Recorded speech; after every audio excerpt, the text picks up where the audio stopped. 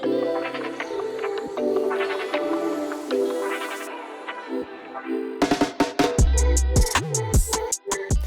my name's Charlene. I'm the lead educator for Curlsmith. My name's Jenny Roberts and I'm the Global Brand Ambassador for Curlsmith. Today's video is going to be about the common mistakes that people make when styling their hair.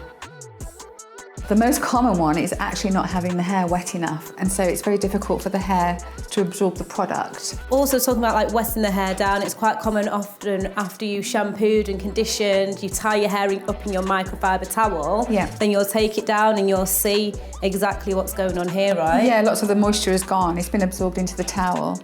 And what we need to do is wet it down so we can actually see the natural curl pattern formation of it, so we see clumps of hair.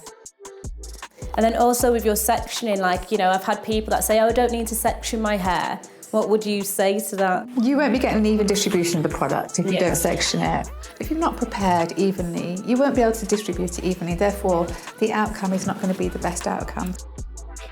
And then you're using a tool to work through the product there. What would you say for, there's different things you can use. You can use like a wire tooth comb, a brush. It's about getting to know your hair, isn't it? You just have to find what's best for you, but something that is designed to detangle curly hair, because that will have, it'll have the right spacing. Yeah, because you don't want to cause damage to the hair, but at the same time you do want to make sure you're thoroughly detangling that. So when you've got wavy hair, especially if you're new to waves, some people are a bit afraid to brush their hair because they think they're going to brush their waves out. So do you want to explain a little bit about that? Yeah, it's always best to brush the hair when the hair's wet. But what I find is it's fine to brush through with conditioner on when your hair's nice and slippy.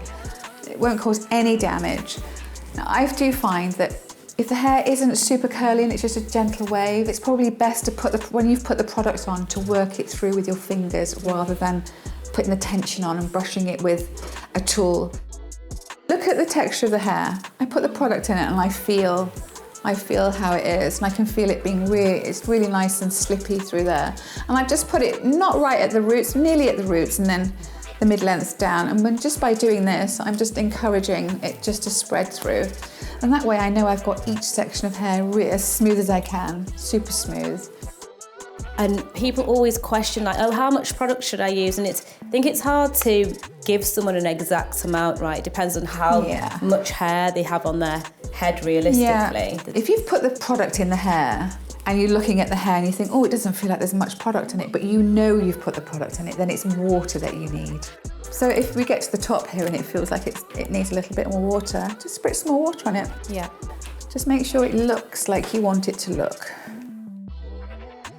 Using that microfiber towel is key though, just so you've not got that friction and tension. Yeah, there's no friction, there's no texture. Yes. So it's much easier to. Also speeds up the drying process, because if the hair's dripping wet, it's nice to just scrunch out that excess moisture, isn't it? Yeah, but like I said, this doesn't work on all textures. It would be disastrous on my texture. It would knit all my curls back together rather than keeping them separated. But for this texture, it's a great little trick. Right, so amazing. I mean, we've gone through a lot of common mistakes that I've made, so hopefully this will help people with their wavy hair journey. Yeah, definitely.